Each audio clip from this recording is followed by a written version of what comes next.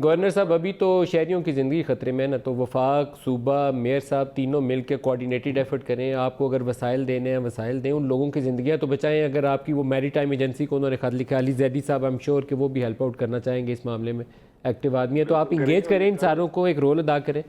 ये कल जब हम मेयर साहब के साथ थे और उस वक्त ये बात हुई तो मैंने ही मेयर साहब को ये कहा था कि आप मिनिस्ट्री ऑफ मैरीटाइम से जरूर मदद मांगे, क्योंकि अली जैदी भी एक डायनेमिक आदमी है। वो करना चाहते हैं काम, कराची के बेटे हैं, कराची में रहते हैं, कराची से इलेक्शन जीते हैं, वो भी करना चाहते हैं। वसीम की भी ख्वाहिश है, मेरी भी ख्वाहिश है, I am sure provincial government की भी ख्वाहिश होगी।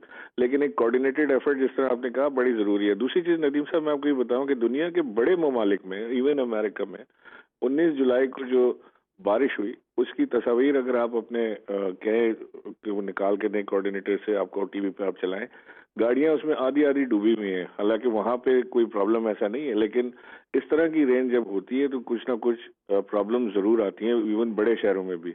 लेकिन having said this, Karachi deserves much more attention what Karachi has today.